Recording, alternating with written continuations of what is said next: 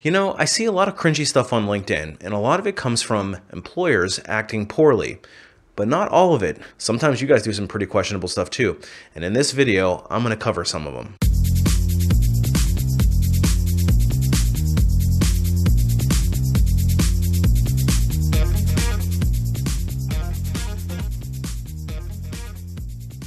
Hey everybody, it's Brian from A Life After Layoff, and today I want to cover some mistakes that I see job seekers making on LinkedIn, and I want to give you some actual real life examples. Because as we all know, one of the great powers of LinkedIn is that you can reach massive audiences very easily. However, not everybody uses it properly, and I want to illustrate some common mistakes that I see people make and one that's not so common. But before we get too far into it, if you're interested in more career-related content just like this, hit that subscribe button. All right, so let's break down some do's. Actually, let's make it some don'ts of things that you should be posting on LinkedIn. If you're not familiar with how LinkedIn works, it kind of operates like a spider's web. You have first level connections, and those first level connections are people that you can engage with, you can see their content, and if your first level connection engages on somebody else's content, in other words, they like, they comment, etc., then everybody in your network can see it. And similarly, if you engage on somebody's content, not only can your entire network see it, but their entire network can see it as well. And that's typically how people can go viral on LinkedIn with very few followers. In fact, there might not be a better way to reach hiring authorities than posting consistently on LinkedIn. And the power of networking is something that I do teach in my Unlocking LinkedIn course. However, if you don't use it correctly, it can also hurt your job search at the same time. And from a hiring authority's perspective, you have to keep in mind that anything you put on the internet can and will be used against you at a later date. So think long and hard on that comment that you want to leave that's a little off color, because everybody in their network and in your network could potentially see it. So I do scroll through my LinkedIn feed quite frequently, and I did want to pull out a few mistakes that I see people make. And some of them would seem relatively innocent, but I want to give you a little bit broader perspective. And before I get into these examples, I do want to say that these are not meant to be personal attacks, so please don't take it that way. Really using it as a learning opportunity, because if I see something that I think somebody could adjust on, it's really meant to be helpful, so hopefully it doesn't come across as being attacking. So the first post that I want to cover is actually a post from an HR professional who looks like they've been unemployed for a little bit. He says, "Reposting this because the job search completely sucks." And yes, of course I would agree, job search does suck, and that's why my channel exists, to hopefully make it suck a little bit less, but exponentially so when you've hit nothing but dead ends. Obvious automated rejection emails, of course, being an HR professional, he should know about those. And then ghosts after, and then checks calendar, oh wow, almost 2 months. And unfortunately, we're all familiar with ghosting. I've talked about it on this channel before. So I've previously been on the market for 2 straight years, so I doubt my latest stint on the funemployment line will be as awful as it was back then. I'm not sure if he means that he's been unemployed for 2 straight years, or 2 years ago he was unemployed. If it was in 2020, that might make sense. Maybe he had a layoff then and also a layoff now. Still, any help from my network connections would be appreciated. Besides, your boy needs health insurance. So his post seems like a relatively innocent comment. He's calling out some things that are frustrating, and of course, all job seekers can relate. But what he's also doing is he's calling out a sense of desperation. An employer may or may not judge the fact that you're unemployed and you've been unemployed for very long. But what I'm more concerned about is, what do we want to present to the world? Because you have to look at your LinkedIn posts like mini billboards. If it's me personally, I don't want to display to the world that I'm desperate, that I'm not having any interviews, that I'm kind of jaded or slightly bitter, that I'm having this bad experience with my employment search, because what you're doing is basically broadcasting that on some level you're damaged goods and you're not hireable. Now, the chance that somebody's actually going to go in and see this and use it against them is probably slim. However, just be mindful of the messaging behind it. We want to show strength and positivity, that we're in command and that we have control of the situation, not that we're weak, timid, and begging somebody for a job opportunity. Because if I'm a hiring manager, I might be looking at this saying, gosh, are you really interested in this job, or are you just saying it because you need a paycheck? Because an employer, and let's face it, rightfully so, doesn't want to feel that they're hiring somebody that is immediately going to have their job search open again. And somebody who applies and accepts a job out of desperation, chances are you're probably going to still continue to look for a job even while you have one. So the moral of this one is to be mindful of the message that you broadcast out, and it's a personal brand. I just wouldn't choose to go that route. The next one is also shockingly a recruiter as well. And it's this big flag says, please don't ignore my post. I'm running out of money to pay my bills and I need your help. I need a job. My contract is recently up and now I'm looking for a technical recruiting role at 100% remote.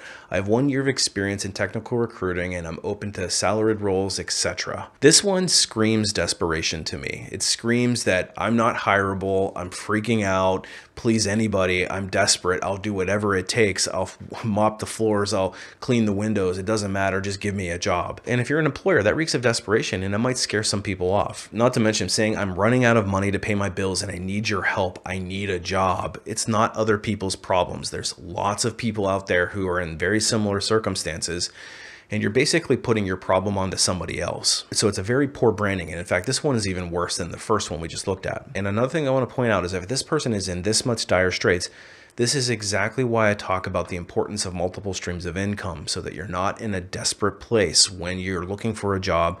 You're taking the first job that comes your way because you need to out of desperation. Your lights are going to get shut off. You're going to get kicked out of your apartment. You can't pay your mortgage. You can't pay your car payment. And you start to do desperate things. And it's a vicious cycle. So I implore you, if you have not thought about it already, start really thinking about how you can diversify your income stream so that you're not in a situation like this. And as a technical recruiter, it's a really poor look. So if I'm him, I'm taking this one down. This next one, so I'm not going to play the video because you can probably imagine what the video is about, but it is basically a young girl eating a sausage in a somewhat suggestive way. And at the end, she goes, "Oh, I didn't know that you were watching." And this person posted it just saying mouthful and then eating and eating habits. And yes, this person appears to be in the restaurant industry. However, I'm really struggling to see how A, this is business related, and B, how this is not suggestive. And I'm not sure what message he was intending when posting this.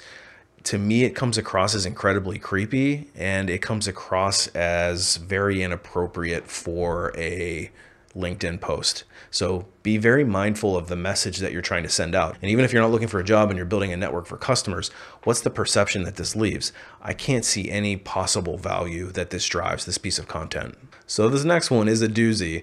And the person who published this was rejected from a job and he shared the rejection letter. So let's break that one down first. So the background on the story is the person who published this worked for this company previously and was recently terminated. And a few weeks later, he got another interview in a different department and went through an entire interview process that was pretty arduous and cumbersome. And he ends up getting rejected from it. And here's the rejection letter. So it says, "Thanks so much for spending time putting the case exercise document together. We regrouped internally with everyone who's gotten a chance to read your write-up. And after much discussion as a team, I think the role that we have right now and the place where our company is right now might not be the best place for you to be set up to succeed. I know sometimes it'd be more helpful if we could be more specific with feedback, but our thinking has as much to do with where we are as a company at this moment as anything else." And really what they're trying to do is limit liability, and they're not trying to give the real reason why they're not hiring him. It says that we want everything else to be set up for you to succeed. We just want to make sure we have a very high bar set up for success and wouldn't feel good if a role wasn't the highest and best fit to set up folks for success. Okay, this is worded very strangely and poorly. But basically they're kind of hemming and hawing and beating around the bush about why they are not hiring this person. So it's kind of just, it's worded weird. I know that the document, not to mention the time getting to know us, took a bunch of time. And I just want you to know that we don't take the time you spent with us lightly. We've spent sufficient time on our end as well, reading, debating, and regrouping. Our careers are long and the startup community is small. I'm sure we'll see each other soon in other tight circles we both run in. If there's anything we can do to help you in your career at any time, please don't hesitate to be in touch. So the gist of this is that they're rejecting him. It's a long, convoluted message. They could have probably just given him a 2 or 3 sentence paragraph and been done with it instead of going through this long, convoluted description of why they're not moving forward. It doesn't really say much of anything. And I think if I'm not mistaken, the candidate put together a 20-page document to submit as part of this interview process. Now, I'm not sure the company asked for a 20-page document. Nonetheless, the candidate put together this very elaborate presentation and thought he hit it out of the park. And it sounds like this was for a startup, and there's indeed a relatively small world. A lot of people know each other in similar roles from company to company in the startup space. So it's not unusual to run into somebody that you know at another company that you used to work with previously. So in and of itself, there are some questions that I have. Namely, if the person got fired a few weeks before, I'm wondering why the person even got an interview with a new role anyway. But other than the long-windedness of this rejection email, I didn't really see any other red flags that I should call out. However, it was the response from the candidate that was newsworthy. So the candidate decides to publicly go onto LinkedIn, post the rejection letter, and then respond to it by directly addressing, I'm assuming, the founder. It actually links the founder, so they're going to see it. And in it, he says, concentrate on improving your organization's management rather than pumping out batches of fake employer reviews to attract investments you no longer deserve. He says that I want O'Lion gone by the end of Monday. And I'm assuming O'Lion is his moniker for the hiring manager. And if you don't remove O'Lion, we will be going viral and federal all at once. I'm leaving it here for the time being out of respect for your husband, Bo, but don't think the crosshair can't be pointed at you because you're the CEO and founder of this organization. And then he tags me, like, don't tag me in this stuff, man. I don't want to be pulled into this stuff. Like, this is not anything that I want to be involved with. I'm trying to leave career advice, not be pulled into drama like this. While I'm addressing the person who wrote this, because they're probably watching this video, I'm really trying to talk to everybody about this kind of thing. If you are feeling very upset about a company and you're feeling slighted and you're feeling angry, publicly shaming an employee, a company, whoever, is really bad form and makes you look like the bad one and not them. And again, this is not a personal attack against the person who wrote this, but you got to think, how does this present to your entire network of not only people who are in your active network today, but possibly hiring managers for companies that you might be interested in the future. Not to mention, the bridge is certainly burned at this point in time, and your name has gone around that company as a do not hire. But what happens when you get a backdoor reference? You go and apply to another company and you're going through an interview process. Somebody on that interview panel or somebody in that company happens to have worked at this company. They're going to call that company and say, hey, tell me a little bit about so-and-so. And it's going to be off the record. It's going to be behind closed doors. And they're going to tell them exactly what happened. If that's the case, I have seen offers be pulled myself. I've been the one to have to pull an offer because a hiring manager came back and said, we had a backdoor reference that didn't check out at all. The person's real bad news.